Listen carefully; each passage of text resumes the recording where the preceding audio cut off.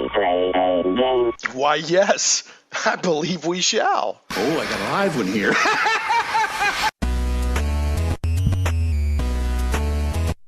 Live from Little Rock, it's Shane Plays Geek Talk.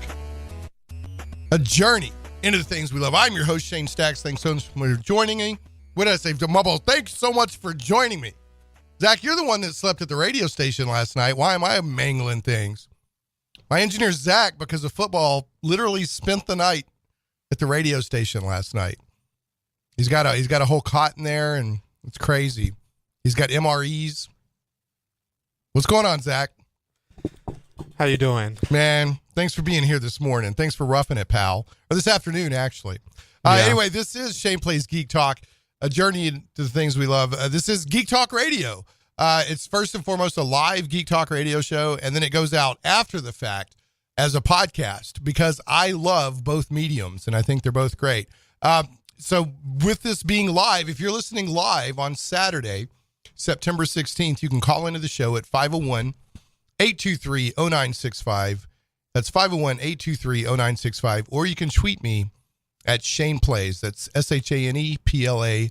If you're listening to the podcast or Krypton radio version, you can also go to shaneplays.com, and there'll be show notes and everything up for the show for your perusing pleasure.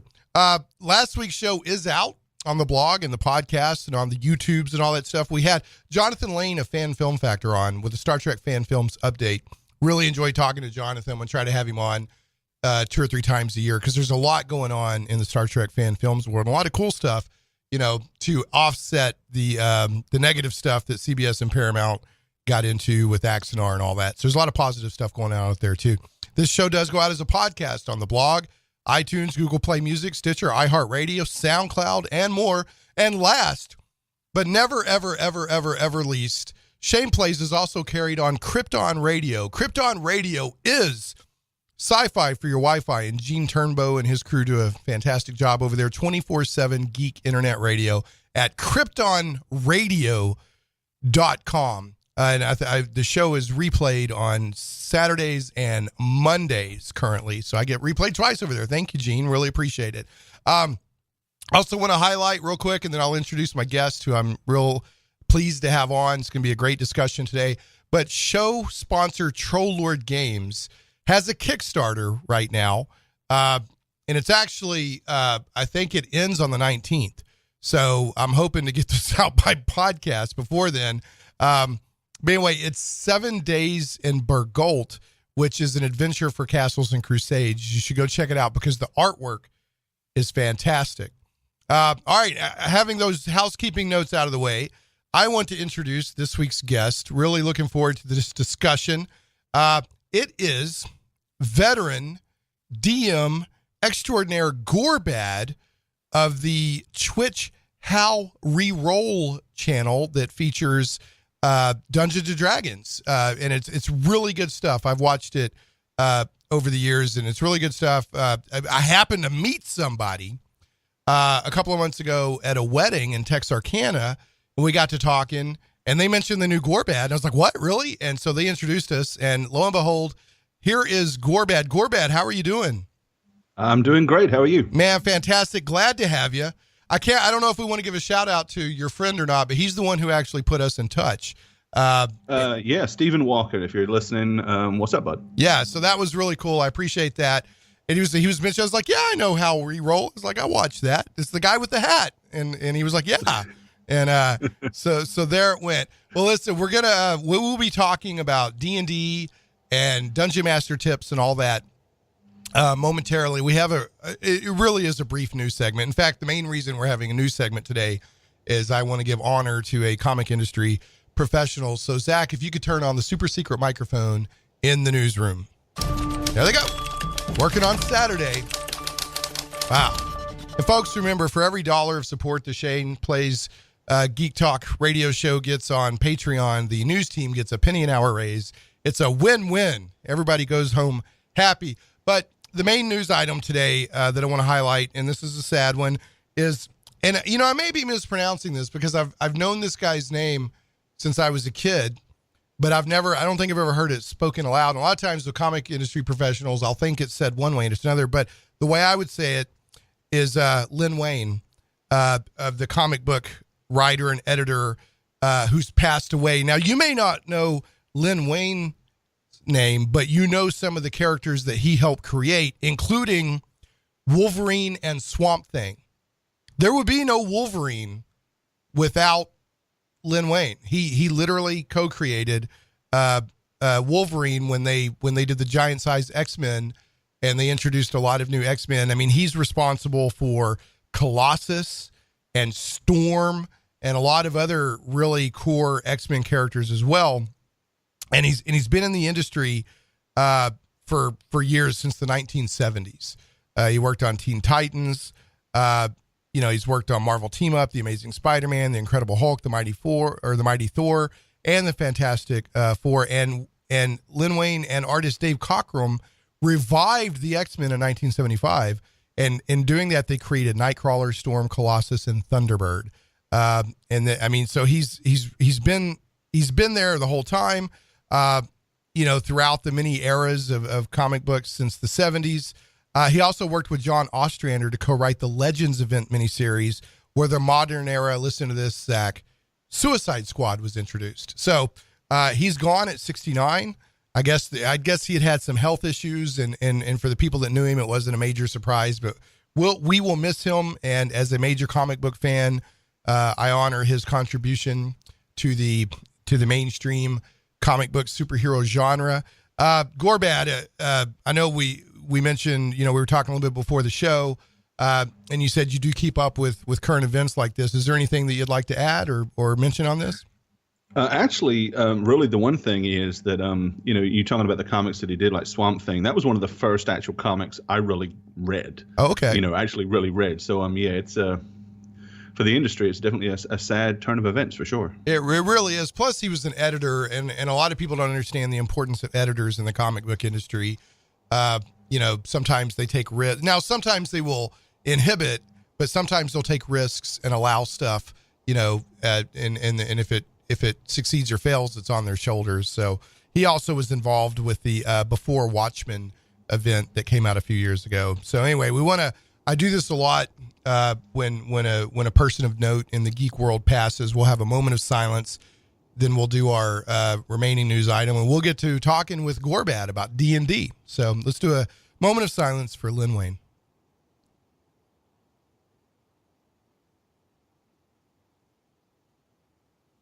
And that moment of silence was for Len Wein, a comic book writer and artist and co-creator of characters such as Swamp Thing and Wolverine and many of the quote-unquote newer X-Men. The other news item I have, I imagine, is right up Gorebad's alley, and Tomb of Annihilation is out.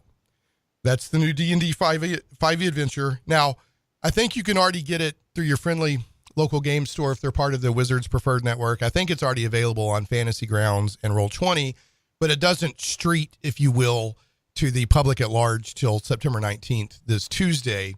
I got a copy through my friendly local game store last Saturday, spent the week reading it and checking it out. And there is a review. I put a review up on shameplays.com and also on my YouTube channel. And it's been, especially the blog version. I just got the YouTube version out late last night, about 1:00 in the morning. Or actually early this morning, not late last night. But the blog version went out yesterday early, and it's just been really tearing it up. So I know there's a lot of people interested. Now, Gorebad, I know on your channel you do homebrew, which is really good stuff. But do you keep up with the official published adventures that Wizards of the Coast puts out? Oh, absolutely. Yeah. I mean, everything that they do, the new edition stuff. One of the things I've noticed with Wizard is they don't release as much product as previous companies might have done, but I think that's a good thing because it gives you time to absorb the products that you get, and who doesn't want to run around Chult like figuring out what happened with the Death Curse? So yeah, absolutely. Right. It's going to be a good, I think it's so really, it is Chult. I was saying cult. It's Chult. I say Chult. Okay, yeah, I don't know. I even said in my review, I'm like, I'm not sure if I'm saying this right, because I was playing off of a cult classic, but anyway, it could be Chult. I don't know.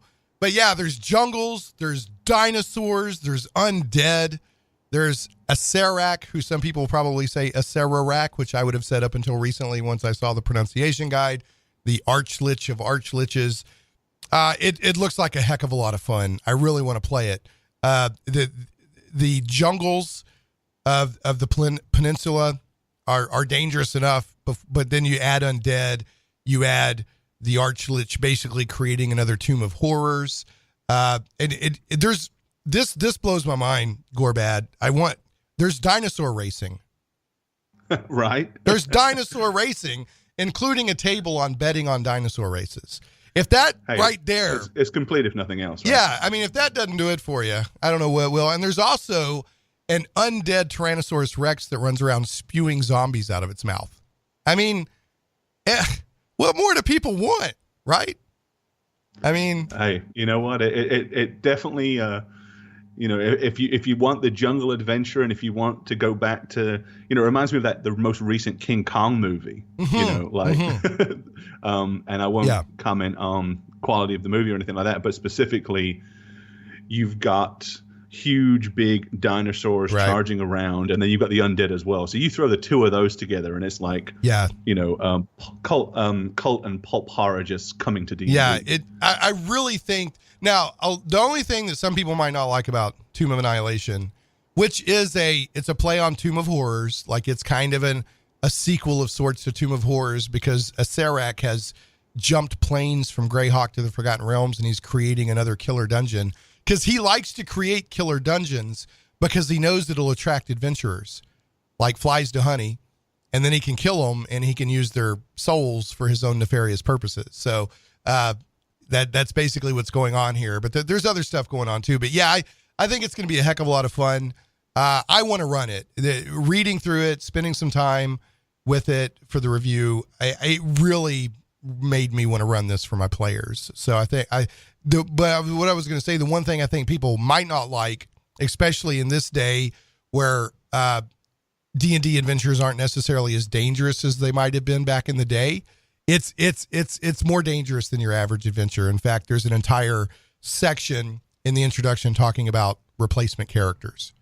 So, that's the one thing that some people may not like. I don't know.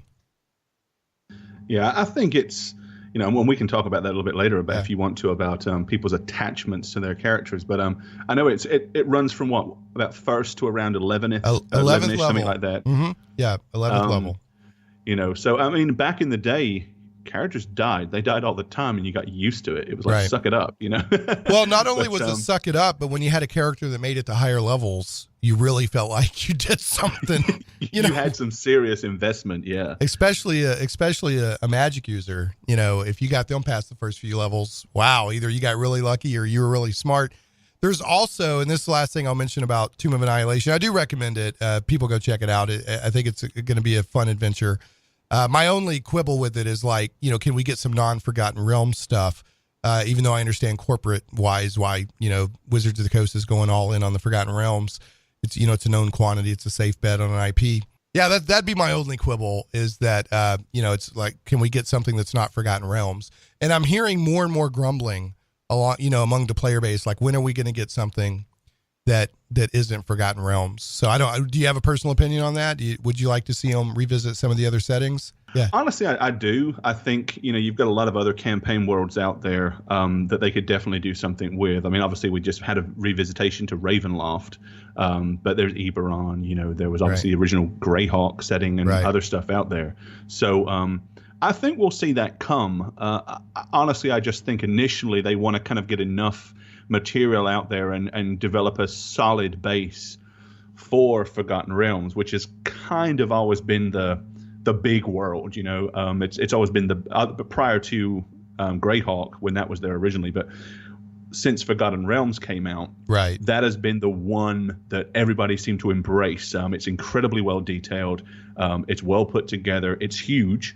So I think you've got an awful lot of material that they can still pull together inside the Forgotten Realms without having to go to these other places. And as you mentioned, from a corporate standpoint and a marketing standpoint, it's probably a solid choice at the moment. But I think eventually that is going to have to come. Right. Because as I'm hearing the same thing as you. Is like, oh, really? It's another, that's going to become more and more prevalent, and more and Right. people are going to say that, and eventually someone in the marketing world is going to say, we probably want to put something different out now. Yeah, and the thing is, as I said in my review, the Forgotten Realms, as big as it is and as popular as it is not D&D itself. I mean, there are other, like you said, Greyhawk. In fact, the original Tomb of Horrors was set in Greyhawk, and yet here we are with basically the sequel in Forgotten Realms. But I don't want to, those are the quibbles. It's very quibbly. The infrastructure itself is very good, and I encourage people to pick it up. So here's what I want to do. I want to take a quick break so we can pay the bills. When we come back, we're gonna launch right into talking with Gorebad about his How Reroll D&D channel, how that came about, and get his tips on being a dungeon master. And you want to hear his tips because Gorebad, the reason he's on the show today, is an excellent dungeon master. So I want to hear his tips and how he approaches things. So we'll be back momentarily after this short break with Gorebad, DM extraordinaire of How Reroll, on Shane Plays Geek Talk.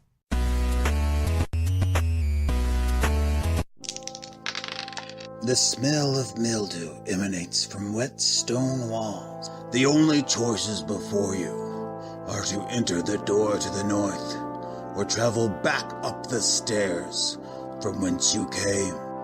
Okay. I go to the door to the north. In this room you encounter an event promoter. Arkansas RPG Con is the Arkansas convention for all tabletop role-playing games. Arkansas RPG Con will be held on Saturday, October 21st, at the Gene Moss Building, located at 913 East Sevier Street in Benton, Arkansas. Early bird tickets are just $7, so visit arpgcon.com for all the details about Arkansas RPG Con. Okay, well, I guess I go to Arkansas RPG Con. Yeah, that does sound pretty fun. Comic book lovers, visit thewildstars.com today. From the mind of author and comic book industry expert Michael Tierney, it's not just a comic book, it's a comic book novel. The Wild Stars is sci-fi and so much more. Learn the explanations behind UFOs and space gods. This isn't the Twilight Zone. This is the region of the Milky Way galaxy known as the Wild Stars. We guarantee you've never read anything like it. The complete comic book novel took 20 years to tell, with one reviewer noting, the story of the Wild Stars stretches ambitiously across space and time, from small-town murders to the destruction of planets, with every event given multiple layers of meaning. If you haven't read The Wild Stars, you're missing out. Visit thewildstars.com today. The die is cast. Plunge into worlds of fantastic adventure where dragons lie and the undead stalk the shades of your mind's imagines.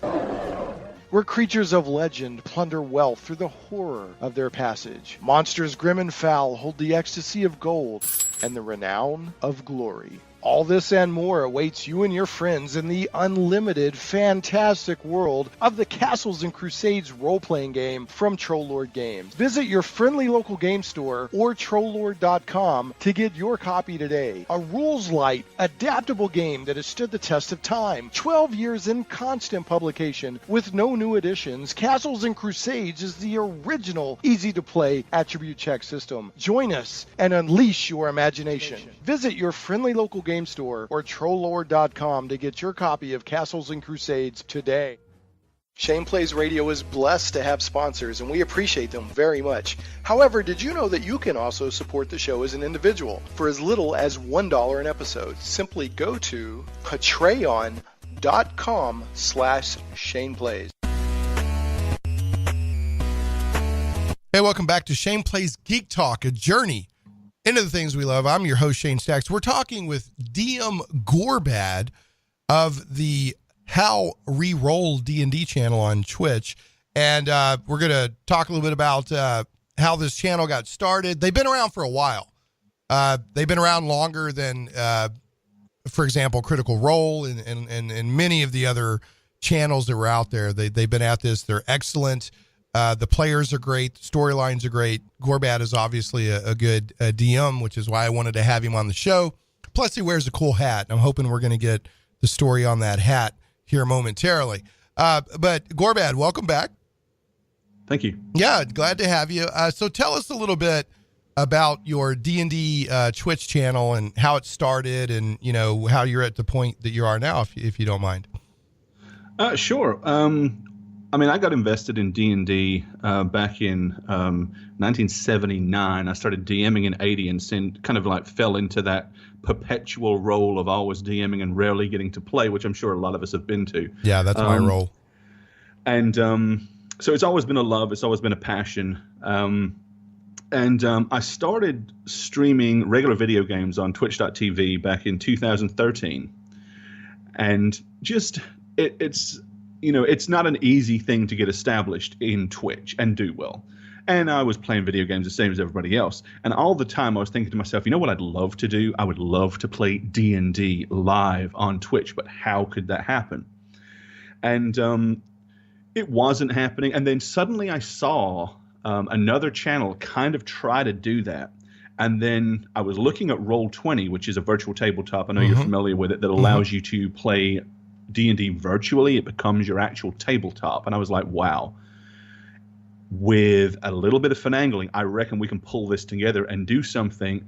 But I didn't want it to just be a camera pointing at people playing Dungeons and Dragons. I wanted it to be a very in-depth storytelling, creative experience that was very visual. So I got together with a few people and started talking about the idea of putting this together. And through my experiences with Twitch, there were some talented people that I'd kind of watched that I thought, you know what, I either want a veteran group or a brand new group. I don't want an amalgamation of both, because what tends to happen then is the new players sit back and allow the other one to lead, or you get a much stronger personality that's more experienced takes the reins, and you kind of get an imbalance. Right. So I approached a handful of these existing streamers and said, I got this idea, guys. Yeah. I want to run D&D. I want to do it on Twitch. And I know you've never played before, but I think you would all be awesome.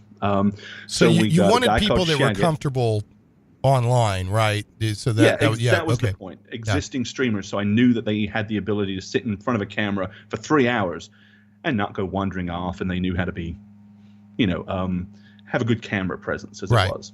Sure. And so we got a guy called Shagget from New York City, a young girl called Jane Ivana. She is in Florida, but Jane is like playing Where's Waldo, because she hops around all over the place. But of course, that's the beauty of it with Roll20. It doesn't matter. Right. She has an internet connection. She's good. We had Bane, who is in Canada. And then recently we added Spook, the Dragon Spooker, who is in Houston. So we're all spread out everywhere, yet twice a week, Mondays and Thursdays, we come together and we all play D&D. And we do it live on Twitch, and people get to watch and see how that happens. And as you mentioned before, we started in September 2014, and no one was really doing it then. There was a couple of channels started to creep along, and then, of course, along come Critical Role in March of 2016, and now there's tons of people playing D&D, and that's a great thing. It's huge for the hobby. I agree.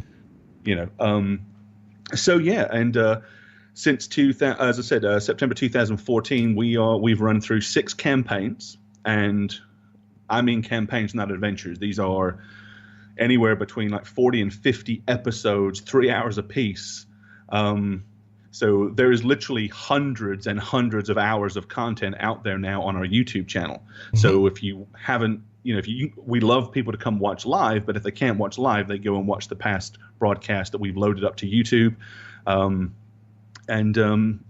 We've been blessed to really have a fantastic community that really kind of rally around us. We have a lot of viewers that are here every single time we go live. I mean, they give us literally 6+ hours of their life every week. Wow. And we're very thankful for that. So do you have a sense of how many like what you would call dependable viewers that you've built up over the years? It's hard to tell because viewerships change. You have, some shows you might have, and there's only 100 or so people there. We've had shows where we've had thousands of people there, but they're usually special events. But there's always like a core of a few hundred people that we know almost intimately. You know, when they come into the channel, we know who they are. We know how long they've been around. And if they're not there after a little while, we miss them. Well, then you also have the, people watching on YouTube and whatnot, so exactly. Yeah. If you have hundreds showing up for the live stuff, then I would say that you've got a pretty strong following. Congratulations. Right. We do. We're not where Critical Role is, but well, this is my thing behind us, so. Yeah. I mean, Critical Role is and I'm not trying to put them down. I'm trying to give a sense of how ubiquitous they are.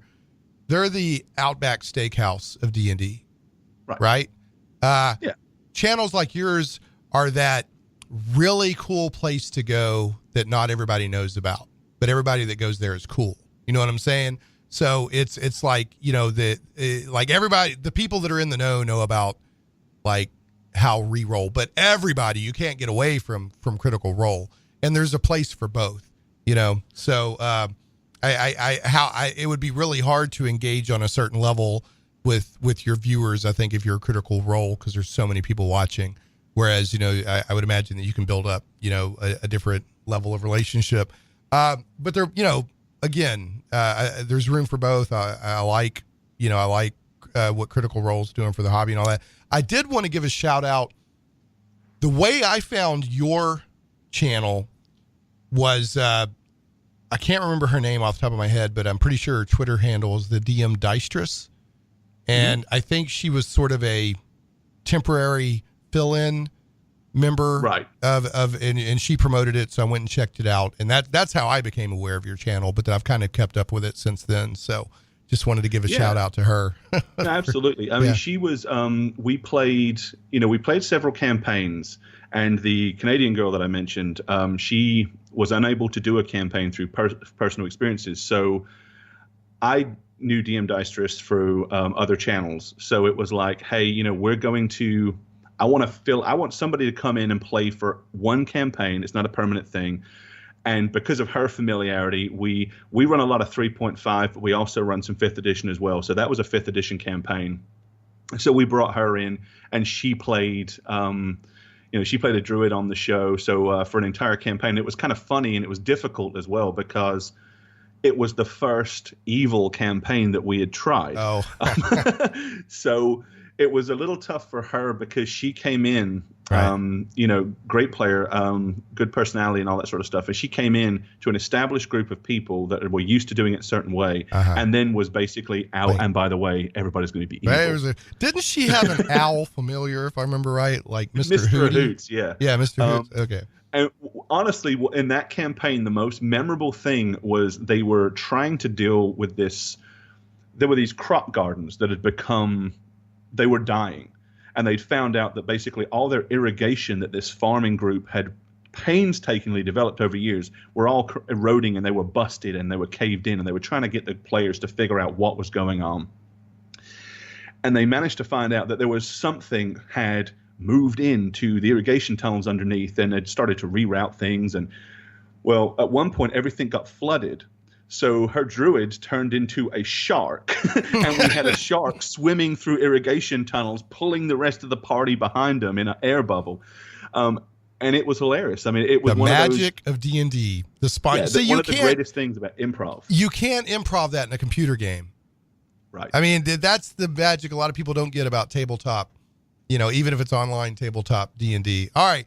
Well, so it's How Reroll, not we roll, How Reroll. So HRWREROLL. That's on Twitch, and there's a website and a YouTube channel.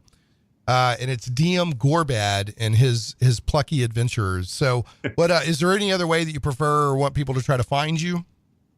No, twitch.tv/How Reroll is the primary place. Excellent. As you said, howreroll.com, YouTube/How Reroll. I have a blog, the DMsblog.com, which is loaded down with stories of the past and DM tips and stuff like that. That's really just here in the last couple of months really started to get a little bit more play and a little bit Nice. more popularity. So there's that too. Okay. So, and again, just because I want, since, radio's audio, not visual, podcast is audio, it's How Reroll, Reroll. So just don't want to accidentally confuse somebody out there. Okay. So let's talk about a couple other quick things, and then I want to get your tips. So what's the story on the hat? Do you just love it? Or is it? I started wearing the flat cap just because it was like, I'd always loved them. I've worn them all the time. And I was like, to hell with it. I'm going to wear it on the damn show. Right. And then people started sending me hats. And the one that I really kind of wear most now, which is my favorite, it's a red Scottish looking checkered hat, was because an ex acquaintance that I hadn't spoken to for many, many, many, many years and didn't even realize it was who it was, the magic of internet. When I used to do stuff with TSR UK back in the late 80s, there was a guy called John Brown, and he was part Scottish. And, I had some interaction with him way, way, way back when. And then he found our show and started watching it. And he was like, hey, you need more Scottish. Here, have this hat. So he mailed the hat. Oh, that's nice of him. So that was kind of how that happened. And as Saturday Night Live tells us, we know this from Saturday Night Live, if it's not Scottish, it's clap. Okay, anyway, sorry for that. Right? Sorry for that terrible Scottish accent. All right. Well, I think that, I know that you like the hat, but I think it's also a good marketing thing. Because like I said, I was like, oh, you mean the guy with the hat? And that was it. He was like, yeah. I was like, yeah, I'd love to talk to him. So, okay, and I've got to ask you, where did Gorebad come from? Was that like a bad experience with a bull? Or, I mean, what's Gorebad? Well, originally at one point from 94 to 99, I owned a hobby shop that sold D&D and all these sort of things. And it was also a Games Workshop affiliate, had all the miniatures and stuff. And I had the Orc army, and my general was Gorebad. Okay. And then I played World of Warcraft, and it was like, well, I guess Gorebad, that's a good orc name. And so I did that, and then everyone started knowing me as that. So it kind of like just followed me around like a bad smell. Okay. Right. All right. Well, I was it's distinctive. So again, I know you didn't do it necessarily for marketing purposes, but it helps. It's just like Lindy Bage we had a couple of weeks ago. He's like, oh, I just chose it, but it ended up being great because it was distinctive, but it didn't hinder me to any one thing. Right. So I kind of see Gorebad the same way. Okay. We've promised people DM tips. So I want to make sure spend some time on that. I just want to say, I'm not doing this just to blow smoke up or whatever. I think you're a great DM. I've watched a lot of your stuff. You're a standout DM in my opinion. One for the fact that you can DM different types of adventures and they're all equally compelling. For example, you can DM a session that has a lot of combat in it, and combat in and of itself is compelling on its own, so it'll keep your attention. But your most recent campaign that you started, which is the Mists of Canmore. Yeah, Canmore. Like the first couple of sessions, the players are just having to deal with the fact that they've been given the task of governing a town, and the wrong DM that could be like watching paint dry. But it was really interesting because there was a lot of challenges and drama and conflict resulting just from the fact that the villagers were seeing the characters as nobility and the players did not see themselves as nobility. They were freshly stamped nobles. They had just become nobles and they're trying to interact with the townspeople on a, hey, what's up, casual level. And the townspeople are seeing them as nobles. And that was excellent. And not every DM could pull that off. So this is the kind of thing I'm talking about. A good DM can take any story and make it compelling and doesn't just have to have, the Dark Lord is about to attack kind of thing and there's only one chance. You're also, I think, one of your specialties that you're excellent at is bringing non-player characters alive. Through the accents and through their, they seem real and their motivations seem real. And I've watched a lot more of your stuff than just the first episode of your current campaign, but I'm gonna go back to that again because I've watched it recently and it sticks in my mind. When the players first show up, there's a couple of guards at the gates that are extremely cold. And the way you DM them, they came alive like I was watching a movie. So I just, I want to commend you on that, but that's also why you're on the show, is because you're an excellent DM. So I just wanted to give you some time, if you want to offer some thoughts about how you approach DMing or some pitfalls to avoid, or imagine that somebody wants to DM but has never DM'd and is listening to you right now, hoping to get some advice. Do you want to offer some thoughts, or do you want me to kind of prod you with questions, or how would you like to proceed? I'll throw a little out there, and then you can kind of like throw some questions at me as you see fit, I guess. Okay. So yeah, one of the things I'll say to everybody is there's a couple of questions that I get asked all the time. The first thing is, what is your favorite edition? Which is one of my least favorite questions. But my answer is always, whatever I have to homebrew the least to tell the story I want to tell. So some stories that I come up with, I feel like 5e works better, whereas others, sometimes I feel like 3.5 works better, so I'll use whatever version it is. But How Reroll is a very story-driven channel. Our D&D is very in-depth. There's a lot of pressure on the players to come up with very believable characters. And if I'm going to ask them to put together a lot of work to make a character that I can believe in, I've got to do the same thing with the NPC. So as you said, I put a lot of work in every NPC that I have. But for any DM, you look at it from any other aspect of a job or a craft, you get better with experience. And when I used to first DM, when I was like 11 years old, by the time I was 16, I was looking back on the stuff I was doing at 11 and thinking, oh my God, was I really that bad? And then 5 years on and 5 years on, and here I am today, about 35 years of doing this, and I still look back and think, 5 years ago, I know what I was doing wrong. And you can't know where you're going. You can only know where you're at and where you've been. So I think everybody that does DM gets better the more they do it. And I think it's naive to think that you can pick up the DM guide and the player's handbook and look over it, and within about 6 months, you're going to be the greatest DM. No, you're going to learn a lot by doing, and you're going to get more experience, and you're going to make mistakes. You're going to make an awful lot of mistakes. But how you deal with those mistakes is what kind of crafts you as a DM.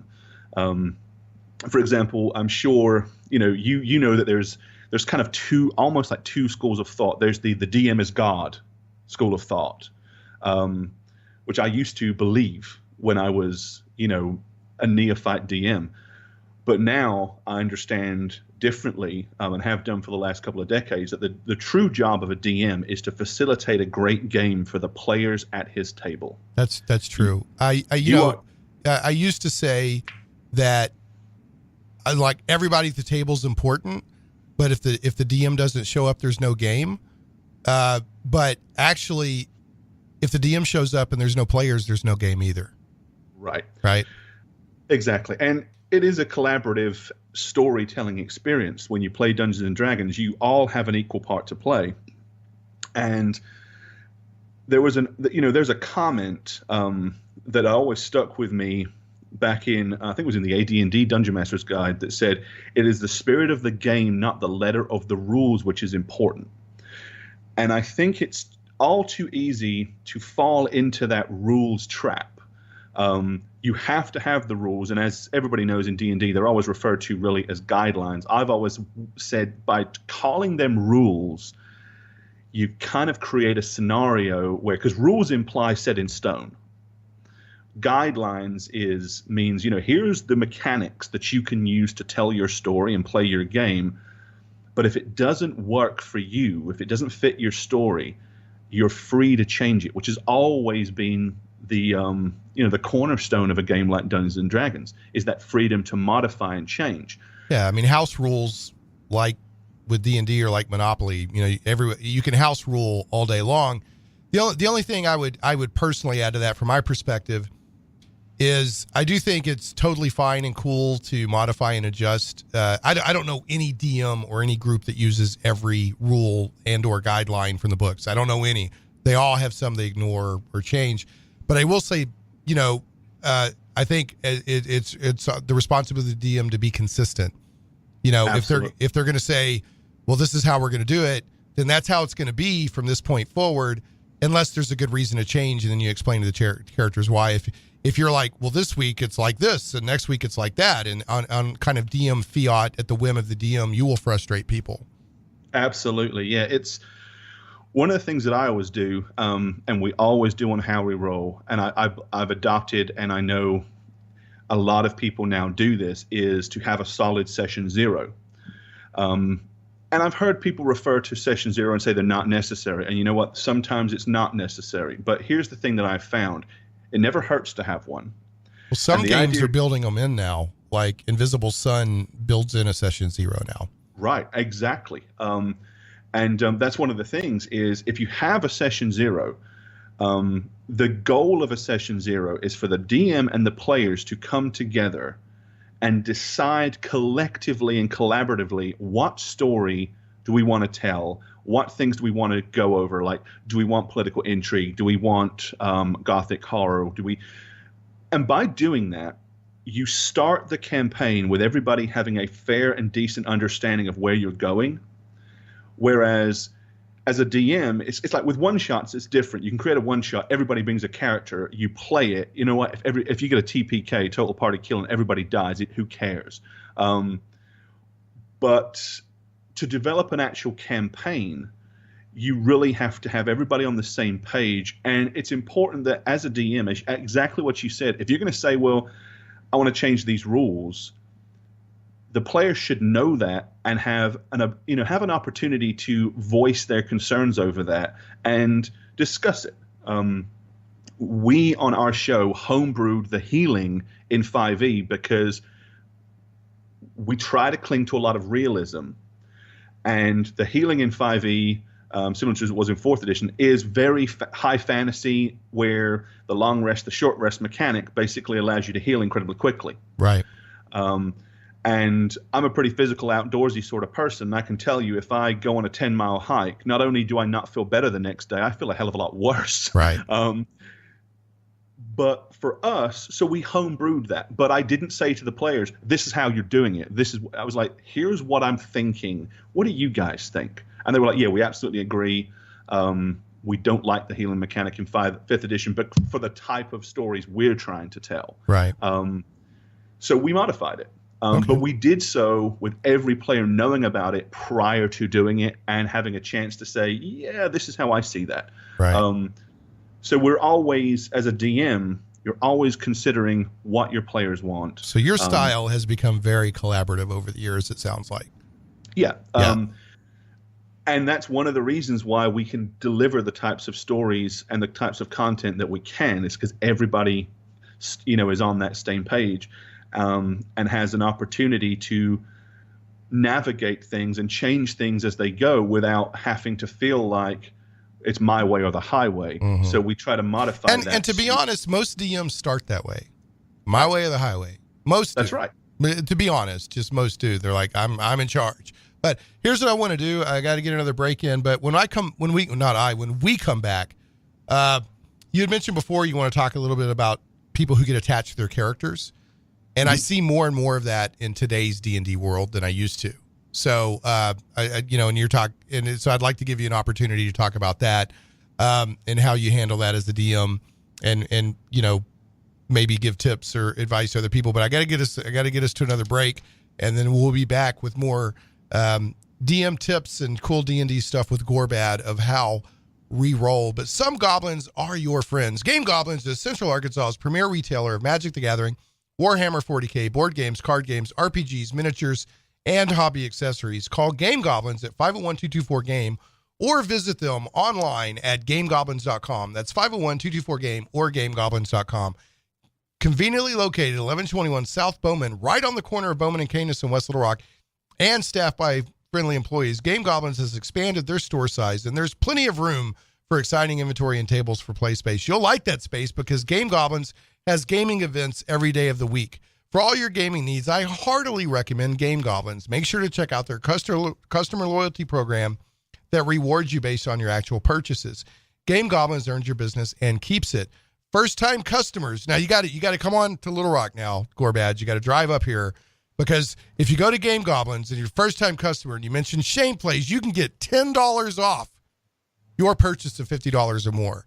So, that's awesome. Yeah, so that'll cover your gas for coming up here and buying that. You know, as much coin as I sometimes drop on gaming stuff, 20% can be a sizable amount. You know, so I mean, yeah, 10% off of a $50 purchase. That's a good amount. All right, well, it is. But again, that's for first time customers. Anyway, tell them Shane Plays sent you. Hey, welcome back to Shane Plays Geek Talk, a journey into the things we love. We are joined by DM extraordinaire Gorebad of the How Reroll. That's HOWRE roll. How Reroll channel of D&D streaming on Twitch, and they have a website at howreroll.com and on YouTube and all that cool stuff. But check them out. It's excellent D&D, very story driven.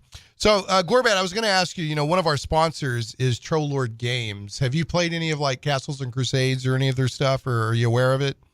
I'm aware of it, honestly, just lately, because How Reroll takes up an awful lot of time. We're on air for 3 hours, but there's typically, because of all the graphical maps that we do, because it is very graphically driven, I have about 10 to 12 hours prep time for each show, so I don't really get to play that much anymore of anything, but I am familiar with the product, yeah. Well, they're a lot of people don't know, they're actually right out of Little Rock, and they worked with Gary Gygax for several years, after he was done with TSR and everything. And I think you said that you have a relationship with his son. So, they do some good stuff. If people are into OSR, the old school gaming, I recommend checking out Castles and Crusades. We've got about 7 minutes left. As I like to say, time is a predator that stalks our lives on the radio, goes so quick. But I did want to, we mentioned before the break, we talked about that players, to me, seem to be getting increasingly attached to their characters. So, and with the amount of collaboration and the depth of character creation you ask your players to get into, I imagine that your players are fairly attached to their characters. They are. But, it's one of the things. The reason we called ourselves How Reroll and not How We Roll, ironically, is not because people think, maybe How We Roll wasn't available. No, it's Reroll because we wanted to embrace the fact that we're going to allow death. Okay. And I believe in D&D, one of the things that we've been really able to do on the show is truly capture tension and emotion. I mean, we've had so many messages from viewers saying, I hate you because I'm literally on the edge of my seat. I'm nervous. I'm scared of what's going to happen. You can't really get that level of investment without the fear of failure. And yeah, there's more ways to failure than just death, but death is something that people like to embrace as being a scary thing. So on How We Roll, all of my DM's dice are rolled openly. Ah, okay. So when I roll, you see what I roll. So there you don't is no fudge artificially anything. Keeping characters alive on that show. Okay, you don't fudge anything. All right. Right, no. So we've had characters die. We had Veslar Noloth, the witch hunter, die during our Dark Inquest campaign. And I would in just a truly like to highlight spectacular that you had a witch hunter campaign before a certain incredibly well-known D&D streaming. Yeah, I just want to say, honestly, it was kind of funny. We got a lot of people saying, like, dude, they're stealing your ideas. I said, no, they're not. This is something that I know is out there because of Vin Diesel and stuff like that. Right, yeah. It was all to do with the movie. But yeah, we had a witch hunter die, and it was an incredibly emotional thing because through the campaign, the Canadian girl Bane had developed the two characters, her character and Veslar had developed this kind of unspoken relationship. And then when he died, Bane, the player, realized, I don't get to expand on that anymore. And she literally personally broke down in real tears on the show. And it was so compelling and so unbelievable because that's the level of investment that they'd gone to. Yeah. Wow. That being said, Shagget, whose character died, he took it in his stride. He was like, hey, you know what? These things happen. Right. I mean, there is died death in a spectacular way. I mean, the title of D&D is Dungeons and Dragons. I mean, there's dangerous stuff. So I think it's good to get attached to a character, but I don't think it's healthy to get so attached that like you can't function if your character dies. And I think there's some people out there that are getting so attached to their characters, because I see a sort of a change in the tone of role-playing out there among a lot of the newer players. It's much more about the craft of the storytelling, rather than the hack and slash and all that. So, we have characters die in the campaign I run, so people are upset, but they know that, the dice may kill you, or usually if somebody dies in one of my campaigns, it's because they put themselves into a situation. Right. I don't just arbitrarily try to kill people. I'll share a piece of advice that I have on DMing, and then we're going to have to start wrapping up the show. One of the pieces of advice I formulated is have fun.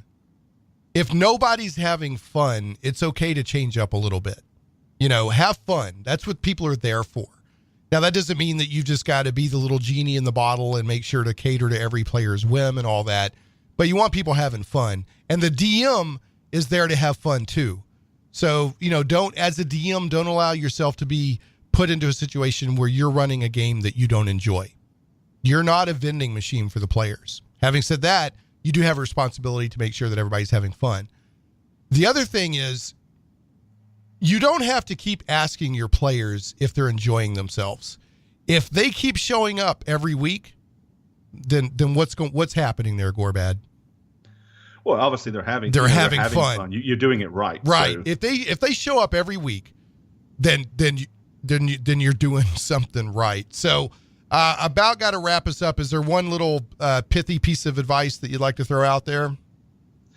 The only real DM tip that I'm going to really share with you guys is, as you just said, a lot of people are asking, when we start playing D&D, or I want a DM, what do I do first? You know what? You just do it. Do it. Just get in there and do it. You will make mistakes, but that's okay. Your players will understand that. And you fix things as you go, and you get better at it. And to pretty much hit the nail on the head. It's all about fun. Right. Have some fun. And everybody's game is different. Here's another thing I'll tell. Oh, anyway, you were saying everybody's game is different? Yeah, no, as I say, everybody's game is different. So your fun isn't wrong. Right. Exactly. Great way to put it. I'll also say this. Half the times that you mess up, the players don't know. So just keep going.